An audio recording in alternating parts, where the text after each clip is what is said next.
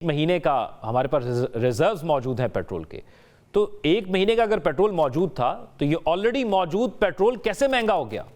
जी, बहुत शुक्रिया ज़ौक़ साहब। मैं गुज़ारिश करूँ आपके सामने, एक तो मैं बतौर मिनिस्टर नहीं बल्कि एक पाकिस्तान के शहरी के तौर पर कुछ हक़ाइक़ आपके सामने रखना चाहता हूँ। बात ये है कि मैं इस फ़ैसले का बिल्कुल दिफ़ा भी नहीं कर रहा और ना मैं इस पोज़ीशन में हूँ कि इस फ़ैसले का दिफ़ा करूँ, लेकिन कुछ हक़ाइक़ ज़रूर आपके सामने रखूँगा कि जिस तरह आप जानते हैं कि जंग ज़ाहिर है एक गैर मामूली इक़दाम होता है और गैर मामूली हालात के अंदर फिर गैर मामूली इक़दामात किए जाते हैं और ये जंग ज़ाहिर है हम इसका हिस्सा नहीं हैं। ईरान, इसराइल और अमेरिका इसका मेन हिस्सा है, लेकिन उसके बावजूद पूरा जो मशरिक़ वस्ता है वो इसकी ज़द में आ चुका है। यानी दुनिया के जो सेफ़ेस्ट तरीन ममालिक हैं, जहाँ सरमायाकारी बड़ी सेफ़ तस्वुर की जाती है, सेफ़ हेवन का नाम दिया जाता है यूएई, वहाँ पर बमबारी की जा रही है। तो आपने सवाल किया कि अगर हमारे पास 4 हफ़्ते के ज़खायर मौजूद थे, तो फिर हमने ₹55 कीमतें क्यों बढ़ाई? देखिए, बात ये है कि जो 28 दिन के ज़खायर हैं, वो हुकूमत पाकिस्तान के पास मौजूद हैं और हुकूमत पाकिस्तान ऑयल मार्केटिंग कंपनीज़ को उनकी ज़रूरत के मुताबिक जो है वो फ्यूल देती है। अब बात ये थी कि जो ही ये बहरान पैदा हुआ, बहुत सारी शिकायत आई कि स्टॉकिस्ट ने स्टॉक रख लिया है, पेट्रोल पंप्स जो है वो फ्यूल दे नहीं रहे और जो हमने अल्टरनेट रूट डिस्कस किए और जो इवन के जो चीज़ें सामने लाई गईं, उसमें ये था कि अगर अल्टरनेट रूट पे हम जाते हैं, तो तकरीबन आज की अगर कीमत यानी $92 फ़ी बैरल को हम जो है वो बेंचमार्क बनाएँ, तो अल्टरनेट रूट पे ये $130 फ़ी बैरल या $125 फ़ी बैरल पे कीमत चली जाती है। तो यानी कम से कम आप हम्म। यूँ समझें कि 150 से 200 आपको कीमत बढ़ाना पड़ती। लेकिन अगर हम आज के रेट पर ही चले जाएँ जो $92 फ़ी बैरल हुई पूरी इंटरनेशनल मार्केट के अंदर, तो लामहला तकरीबन पाकिस्तान में उसका इम्पैक्ट जो है वो 100-110 आकर पड़ेगा। अगर हम ₹110 कीमत बढ़ाते उस वक़्त के जब नया फ्यूल आएगा और हम नए फ्यूल पे नए रेट के मुताबिक ₹110 बढ़ा देंगे, तो फ़ैसला ये किया गया कैबिनेट में। ज़ाहिर है मुख्तलिफ तरह की आराएँ होती हैं, कैबिनेट मेंबर्स ज़ाहिर है अगर 50 मेंबर्स हैं तो हर किसी की अपनी राय होती है और जो प्राइम मिनिस्टर ने राय उनके सामने जो प्रिवेल करती है वो ज़ाहिर है मेजॉरिटी की राय होती है। तो यही तय किया गया कि एकदम सार्फ़िन पे जो है वो बोझ डालने के बजाय हम ये करें कि हम ₹55 कीमत बढ़ा दें और यूँ होगा कि जो पेट्रोल पंप्स होंगे वो हुकूमत से नए रेट के मुताबिक जो है वो फ्यूल खरीदेंगे। एक तो पेट्रोल की किल्लत नहीं होगी और जो हुकूमत नए रेट के मुताबिक बाहर से फ्यूल मंगवाएगी, उसमें भी ₹110 का इम्पैक्ट नहीं डालेगी बल्कि वही ₹55 का इम्पैक्ट रहेगा।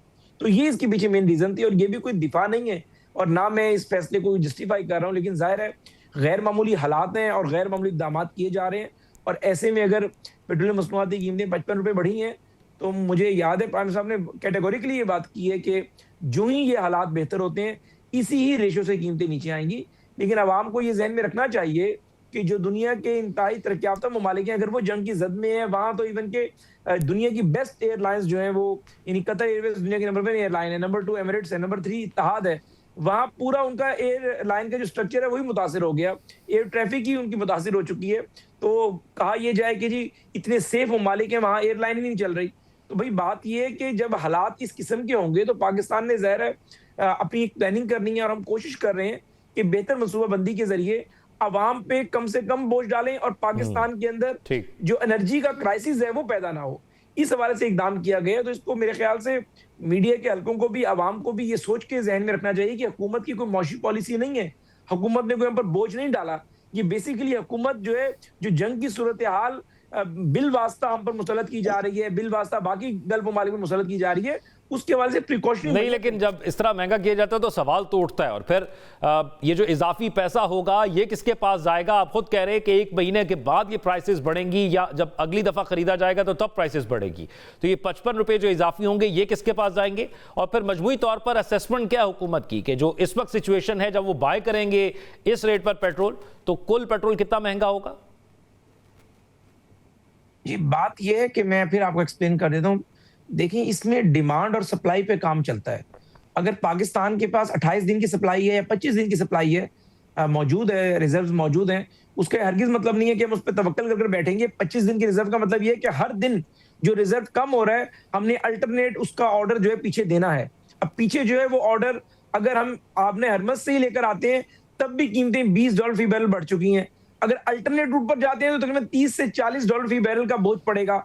अब बात ये है कि हमने जो 28 दिन का रिज़र्व को अगर मेंटेन भी रखना है और पीछे ऑर्डर हर हाल में करना है, तो आज के दिन हुकूमत ₹110 महँगा फ्यूल खरीदेगी, लेकिन अवाम को ₹50 मुंतकिल किए गए हैं।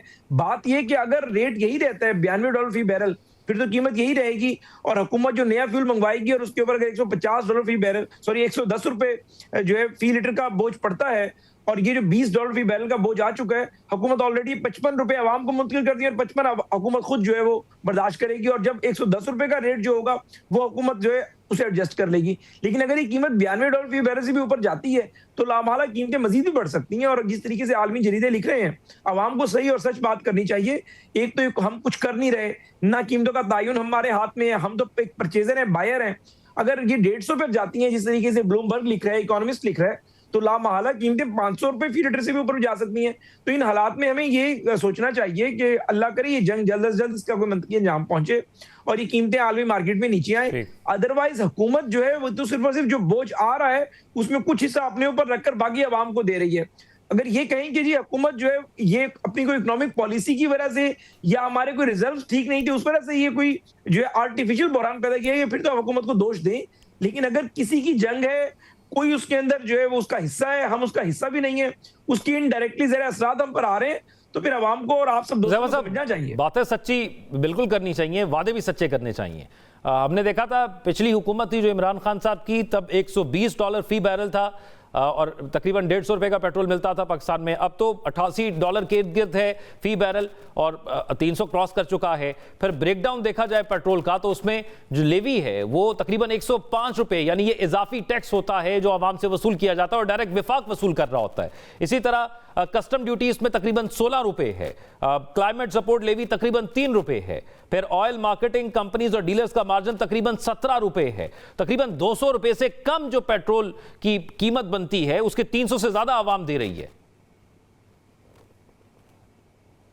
ये ज़ौक साहब बहुत शुक्रिया, आपने बड़ा टेक्निकल सवाल किया है और मैं समझता हूँ उसका जवाब मुझे ज़रूर देना चाहिए, क्योंकि ये एक बड़ी परसेप्शन है कि जब $120 फी बैरल कीमत थी तब 150 पे आप फ्यूल बेच रहे थे। देखिए वही गलतियां थी जिनकी आज हम कॉस्ट पे कर रहे हैं। एक तो बात यह कि जब $120 फी बैरल कीमत थी तब डॉलर आपने 160-65 पे आर्टिफिशियल तरीके से रोका हुआ था। और आपको याद है कि अदम एतमाद के जो 2 महीने थे और जब अदम एतमाद फाइनली एग्जीक्यूट हो गई तो डॉलर 325 पर भी गया था। वो ज़ाहिर है एक्चुअल उसकी कीमत थी उस वक्त 280 से 300 के दरमियान, लेकिन ज़ाहिर है IMF को झांसा देकर रोका हुआ था और पेट्रोल की कीमतें भी बढ़ाई नहीं गई थी, 150 पे रोकी हुई थी। और ज़ाहिर है इसी वजह से IMF आपसे नाराज होकर चला गया था। और IMF ने शर्त रखी थी कि अगर आपने हमारा प्रोग्राम बहाल करना है तो आप हमें ये बताएं कि आप हमारा कर्ज वापस कैसे करेंगे। कर्ज वापस के लिए हमारे पास एक ही मॉडल होता है कि जो सबसे ज्यादा आवाम जिसकी परचेज भी करते हैं, इस पर टैक्स दे सकते हैं, वो पेट्रोलियम मसनूआत है। और उस वक्त की लेवी जो है बढ़ाई गई, जो बढ़ते बढ़ते आज ₹100 या ₹106 पर पहुंच चुकी है। आप बिल्कुल दुरुस्त फरमा रहे हैं। एक बात तो ये है कि अगर डॉलर की कीमत डबल हो गई है तो आप यूं समझें कि ₹120 जब फी बैरल कीमत थी तो आप उसे ₹60 जहन में रखें, यानी ₹60 फी बैरल कीमत थी तो हम 150 पर दे रहे थे। और अगर आज आप उसको यानी 82 पर ले जाते हैं और ज़ाहिर IMF का प्रोग्राम बहाल करने के लिए शर्त थी कि जो पिछली हुकूमत ने किया कि पेट्रोल को रोके रखा सिर्फ अवाम में कि हम एक पॉपुलर डिसीजन कर रहे हैं और पॉपुलर डिसीजन हर वक्त सही नहीं होता और उसकी कॉज है आपने पे की, IMF आपसे नाराज हुआ, पूरी दुनिया ने आपको लोन देना बंद कर दिए। इवन कि आपके हमसाया ममालिक भी आपको शक की निगाह से देखने लगे कि इन्होंने अगर IMF को डॉज कर दिए तो फिर किसी को भी डॉज कर सकते हैं। यानी जो मालियाती इदारा है जो लोन में डील करता है कि उसको डॉज कर सकते हैं, मिसकमिटमेंट कर सकते हैं। उन हालात में हुकूमत ने ज़ाहिर है अपना जो डॉलर की कीमत है उसको भी मेंटेन किया इन 3 सालों में।